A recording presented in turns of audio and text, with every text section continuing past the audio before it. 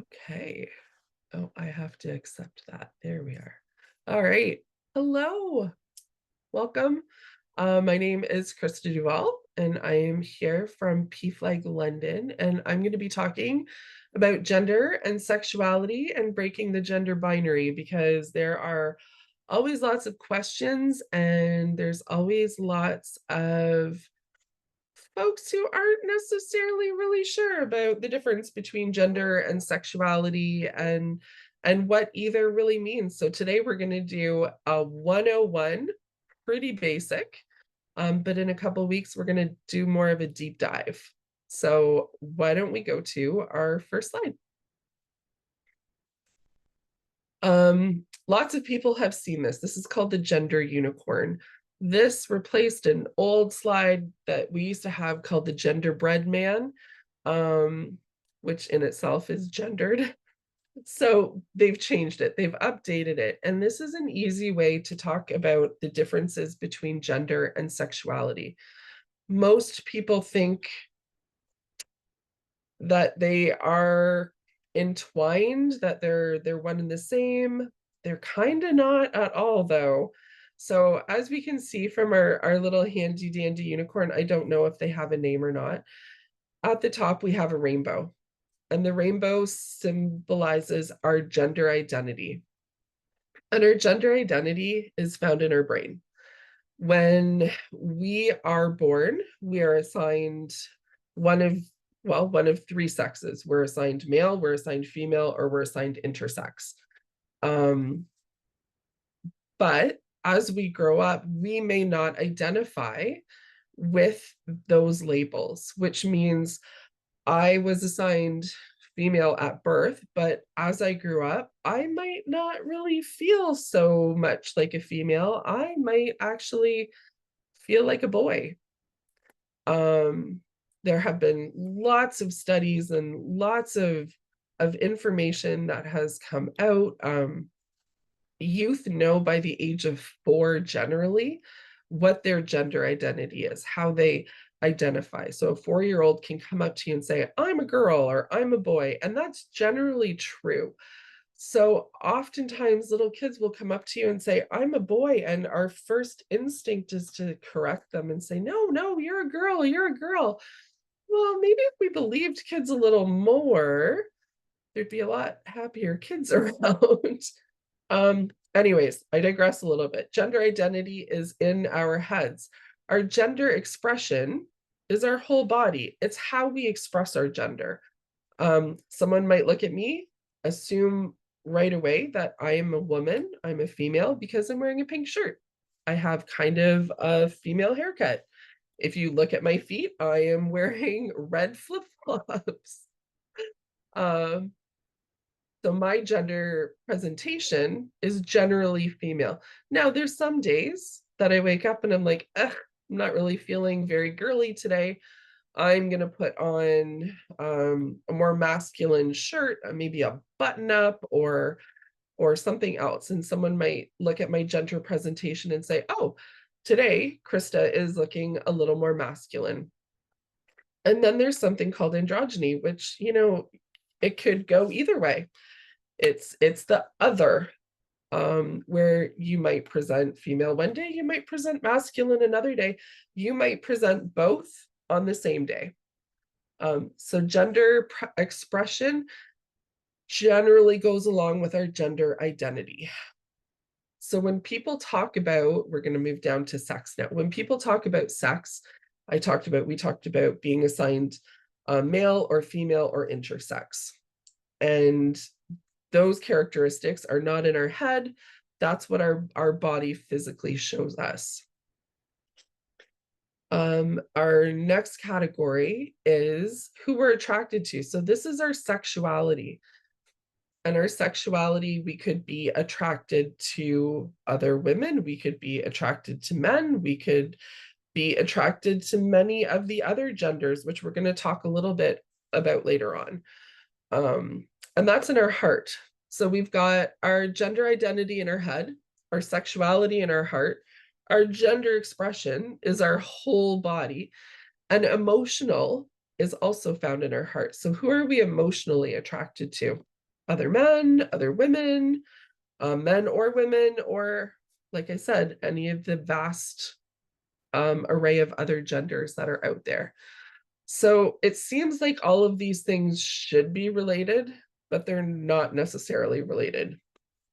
I could be assigned female at birth, but my gender identity might be male. My gender expression might be other, because maybe some days I feel like I want to wear something a little more feminine. Maybe I identify as male, but I'm attracted to women still. That's who I'm attracted to physically, but emotionally, I might be attracted to other genders. It's like a big old mixing pot. You never know what you're going to get. And it's okay. People can decide for themselves, including youth.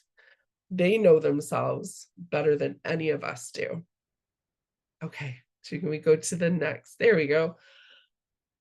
Oh, we have all of these flags. I'm gonna go through some of the less commonly known ones. So we have an inclusive pride flag, which includes everybody. We have the typical rainbow. Sorry, I've lost my train of thought. We have the rainbow flag, and then it's bordered by black and brown, and that's to signify people of color and Indigenous folks who are part of the queer community. We have the trans colors, which are the baby blue, baby pink, and white. And then we have the intersex colors in the end with the yellow and the purple circle. The lesbian flag comes next. Someone who identifies as a lesbian, this is sexualities. Someone who is a lesbian is a woman who is attracted to other women. That includes trans women. So if you have a trans woman and she is attracted to other women, she is a lesbian. You have the bisexual flag. Someone who is bisexual describes people who experience sexual, romantic, emotional attractions to people of more than one gender, often referred to as bi. And it typically refers to individuals who are attracted to a variety of people with genders that are similar to or different than their own. So if someone is bisexual, and they identify as a woman, they're bisexual, and they're dating or married to someone who is male or identifies as male, they are not heterosexual. She is still a bisexual woman because she still holds that attraction to other women. She just happens to be with a man, and it goes vice versa. Aromantic is a romantic orientation that describes people who experience little or no romantic attraction, regardless of sex or gender. I'm going to talk about pansexuality in a minute because it's similar to bisexual, but not quite the same. I just have to find my sheet. There it is. So pansexual is a term that describes people who can experience sexual, romantic, or emotional attraction to any person, regardless of that person's gender, sex, or sexuality. So oftentimes people who are bisexual tend to be attracted to people who are binary male or binary female. Someone who is pansexual would not have as much care about that. They would be more open to dating someone who would be part of the trans community. So when I say the word binary, it means binary male or female. So there's what you are assigned at birth is how you identify. So for someone who was born female, they identify as female. That is a binary identity. If someone is trans, it is not a binary identity because they were born one gender and have transitioned to a different gender. I hope that makes sense. Okay. So someone who's pansexual would be open to dating people of many different genders, many different sexualities, where someone who identifies as bisexual might be more on the binary dating. So dating a binary female or a binary male. We have asexuality. Sorry, I have to go back to I have notes. An asexual is someone who identifies as a member of the asexual community, or someone who identifies as a member of the asexual community, experiences little or no sexual attraction to any other gender. Asexuality is a very broad spectrum. People who identify as asexual may also identify with one or more other terms that can more specifically capture their relationship to sexual attraction. Oftentimes you'll hear asexuals referred to as aces. Some people who are asexual do experience romantic attraction to people of one or multiple genders, and some asexual people might also engage in sexual activity. They might not. Asexuality very much is a spectrum, and I will be the first to admit I am not super familiar with asexuality because that is not something I identify with. But I have met aces who are in happy monogamous relationships. I have met aces who are in happy poly relationships, so they have more than one partner. I have ace friends who identify as lesbians. I have ace friends who identify as gay. So they may have relationships with these people. They may have sex. They may not have sex. Like I said, I don't understand it because it's not who I am, but I still respect it because it's their life. We have our fantastic ally flag. That is for anyone who is the ally or an ally to the 2S LGBTQIA community. Oftentimes you'll see parents with this, you'll see grandparents, brothers and sisters who want to show that they are not necessarily part of the community, but they will stand up for the community and beside the community. And the last flag we have is the gay flag, which I didn't even know we had a gay flag, but this is the gay male flag. It makes sense that we have a lesbian flag, that there would be a gay flag too. So our last flag is for gay men, and someone who is gay is a man who's attracted to another man. Okay. And now we have our gender identity. So we just talked about sexualities, which is in our heart, and this is gender, which is in our head. So different completely. So we have our transgender flag. Someone who is transgender is someone who was assigned one gender at birth. So whether they were assigned male, female, or intersex at birth, but that there is an incongruency between what they were assigned at birth and how they identify as an adult. So I'm going to use my partner as an example. My partner was born female and transitioned to male. So he takes hormones, he has had some surgery, he is a big hairy dude now. He was not like that before. He was a woman, and now he very much is not. So he has transitioned, and this is his flag. Intersex is someone who is born with ambiguous genitalia. So often, as we all know, sometimes nature likes to do weird things, and often, not often, but sometimes people are born with ambiguous genitalia, or they have regular, what we would call regular female or male genitalia, but they have internal structures that aren't congruent with those things.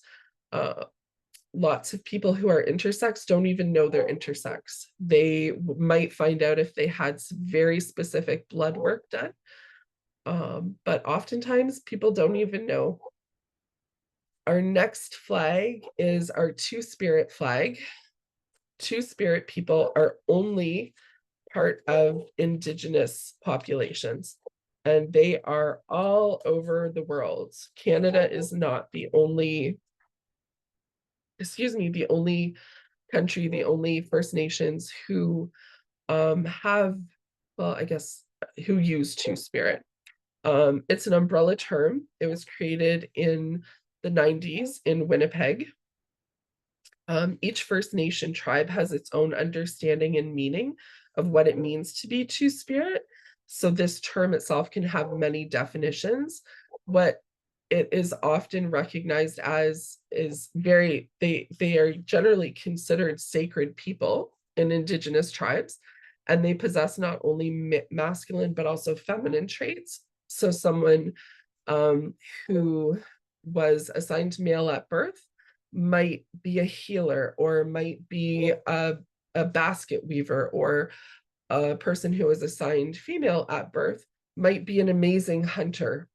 And so they say that these people are Two-Spirit. It's really interesting. I've actually just started reading it. I have a book. Maybe I will put it in the chat after, if anyone is interested. Okay, we have gender fluid, which is gender fluid is a label that is used to describe a gender identity or expression. It involves the experience of moving between genders or having a gender that changes over a particular period of time. For example, moment to moment, day to day, month to month, year to year, or decade to decade. So someone who's gender fluid one day may feel masculine, one day may feel feminine. They could feel masculine for 10 years and then decide, no, now I'm feeling a lot more feminine. So they may change their life around and start to dress more feminine, or they may stay feminine for a day or two and then go back to being masculine, or they could present as androgynous. We have non-binary. I'm sorry, I'm losing my voice. I was hoping it would be a little bit better today. Non-binary is also referred to as NB, the letter NB. This is a gender identity and an umbrella term for gender identities that can't be exclusively categorized as male or female, or man or woman. Individuals who are non-binary can experience gender in a variety of ways, including a combination of man and woman, neither man nor woman, or something else completely different. Some non-binary individuals are trans, while others don't really feel trans. I stuck it in here because most of the folks who are non-binary that I know identify under the trans umbrella. Whether a non-binary person is also trans typically depends on the extent to which that person identifies, even partially, with the sex and gender that they were assigned at birth. So often, if people are non-binary, but they have a tendency to relate more to what they were assigned, they don't consider themselves part of the trans community.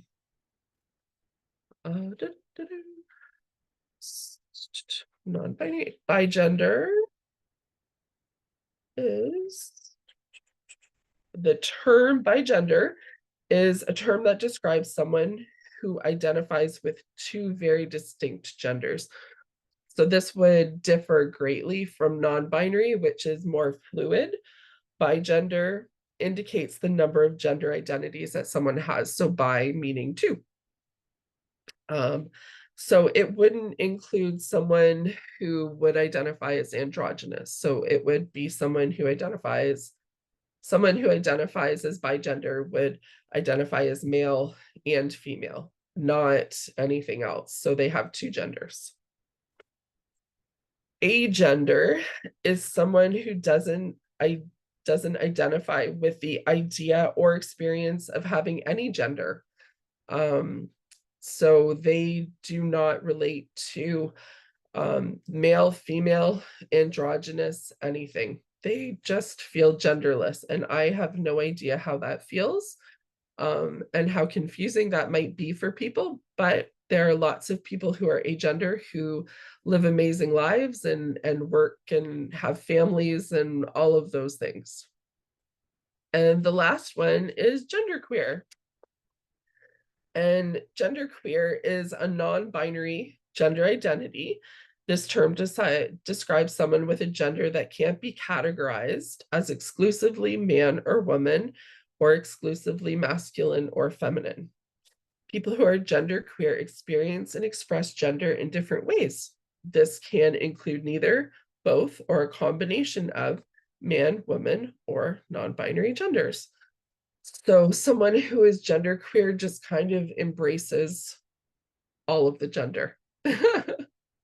I I I think I think that's probably the best way to describe it, is they just embrace it all. So okay. Uh Gender and sexuality, although seemingly related, are not, as we saw with our gender unicorn. Sexuality is who we love, who we're attracted to, and who we might date or marry. Gender is how we feel as a person, so it's in our head, male, female, or neither, or both. Both gender and sexuality can change at any time. For a lot of folks, it's pretty cemented when we're young, but as we grow up and we have new experiences and we are exposed to different parts of society, we can understand or realize that maybe we aren't what we have always been. Um, I know many people, I'm going to actually talk about my partner again. My partner grew up in Arkansas in the Bible Belt. And as such, he never learned about any other genders or sexualities other than heterosexual and binary genders, so male and female. So when he was a teenager and of typical dating age, he didn't understand why he didn't want to date boys, that it didn't make sense. And he came from a very religious family, so he did what he was told and he dated boys and he hated every minute of it because he didn't understand and he didn't have the words and he didn't have the knowledge that there could be more. So fast forward a few years, quite a few years, about 10 years, and he was watching a video on YouTube. And it was a poem called Here. It was from a poetry slam. And it was two poets, and one was playing a male and one was playing a female of the same person. So two sides to the same person. And he watched this video and he called me and he said, this is who I am. This is what I am. I'm a girl. This is how I was born and this is how I was raised and this is what I know. But the boy, this is how I feel. This is how I want to be. And he had this internal fight going on all the time. So that's how he kind of discovered what being trans was, and that he didn't have to stay in a body that didn't fit with his heart. So he was 30 years old when that happened because he didn't have the language and he didn't have the knowledge of what being trans was until then. So things change. So trans 101, this seems to be the hot topic these days. Everyone is talking about trans. So let's dive in a little bit.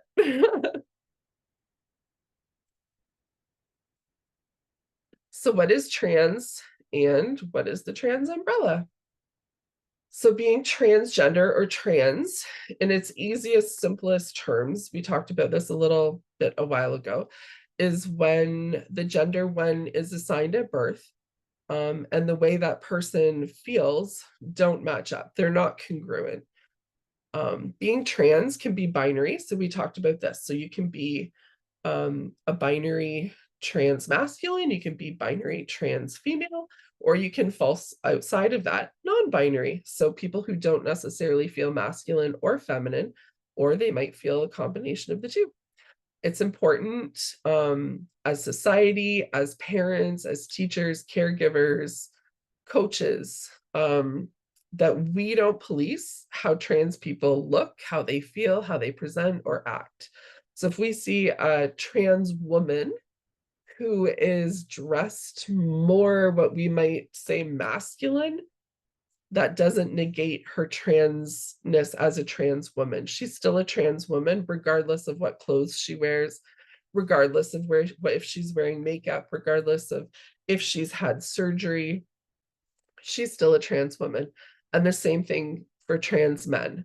It's some trans men choose to wear more feminine things. They may choose to paint their nails because they really like wearing makeup or painting their nails. We can't tell them how to be, just like they don't tell us how we need to dress or act or what surgeries we need to have or anything else, whether we wear makeup or high heels or nail polish. So non-binary, agender, and gender diverse. You hear these words, especially the words gender diverse and non-binary, today with youth. These are things that often youth are identifying as. So non-binary, NB. We talked about they don't identify strictly as male or female. They could be a combination of the two. Agender is a person who doesn't identify with having a particular gender at all. Gender diverse is another term for someone who falls under the trans umbrella. Often it's used with youth specifically, because we often give youth the opportunity to explore their gender a little bit more. Once we get older, it's a lot harder for society, for parents, for friends to accept an adult or an older teenager exploring their gender identity. But for youth, we kind of make exceptions, it seems. We make more exceptions. So the term that we generally use for youth is gender diverse. And the trans umbrella is basically just the group of gender identification, the gender identifiers. Lots of people are talking about pronouns. And is it really important that we get pronouns right? Yes, yes, it is. Pronouns are things like he, she, they, xe, z, them, their. There's so many of them. They, fair, they. There's so many of them. And for people who aren't used to using new or different pronouns, this can be a bit of a challenge. Typically, when I meet people, I introduce myself. I say, hi, my name is Christa. My pronouns are she, they. Usually, this can act as a prompt for other people in the group to introduce themselves also using their pronouns. You find it a lot more often with youth these days. I, as a person who works in the community, who volunteers in the community, I never ever assume what someone's pronouns are. If I am meeting someone for the first time and they don't tell me what their pronouns are, I will use a gender neutral pronoun like they until I'm corrected. So meeting Vicky for the first time, I would say, hi, my name's Christa, and Vicky does not say what their pronouns are. Instead of calling Vicky she, her, I would refer to Vicky as they, them. And then if Vicky would pull me aside and say, actually, my pronouns are she, her, or maybe they're he, him, I would start using those pronouns then. But I typically use they, them until I'm corrected otherwise. Okay. So this is what we hear a lot as a parent. How can I support my trans child or my gender diverse child or my child who's questioning? Always listen to your kiddo. Listen with empathy and kindness and openness. Don't try to fix anything, because there's not a magic wand, and really there's nothing to fix. It's who we are. It's who we are in our heads. It's who we are in our hearts. Always try to keep the lines of communication open. I'm the parent of a teenager, and I know how challenging it is sometimes to keep those lines of communication going. It's hard to be a parent sometimes to a teenager. But as hard as all of this is as parents to understand when your child is trans, your child is also navigating this whole new world, and they have hormones on top of it.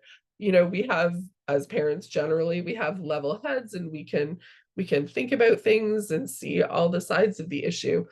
And for many youth and teenagers, that's not the case. They have a very one-track mind. And so as parents, it's hard to remember that. And it's hard to remember that they don't have our knowledge and our expanse of information. Teens just know what they want, and they want it yesterday. So try to keep an open mind, try to keep those lines of communication open. Don't ask questions that your youth would be judging. Ask open-ended questions. Ask questions about how they're feeling about things, how you can support them. What can you do to make them feel happier, um, more accepted, healthier? What are some things that you can do? One of the things that you can also do is seek out community supports for your child and yourself, like Pflag. There are Pflag chapters all across Canada, and many of them offer youth programming. All of them offer programming for parents and caregivers. Uh, and there are many chapters. Yes, we still have quite a few chapters that are actually doing Zoom still. So if you don't have a Pflag chapter in your region, we can find you a chapter that has Zoom meetings that you would be able to attend and get support for yourself. I think the most important thing for any parent or caregiver is to love your kid. They are going through a thing, whether they are exploring their sexuality or they're exploring their gender, they're going through it and they need your love. So, welcome to the umbrella. In closing, just like sexuality, gender is a spectrum. There are so many colors and facets and so much beauty to be found. We just have to look for it. Can it be confusing? Absolutely. Can you be a great parent ally with little to no information? Also, yes. Trust your trans youth when they tell you who they are. If they're still figuring things out, support them through each new realization. Being a great ally and parent and a caregiver is about respect, empathy, and kindness. And that's exactly who your youth needs in their life. Thank you for coming out and listening to me talk for half an hour and lose my voice. I'm so sorry. Thank you for being open and willing to learn the differences about gender identity and sexuality. There is a lot more information coming in a couple of weeks. You'll be able to listen to stories from parents, partners, and trans individuals and ask all the questions. Thanks.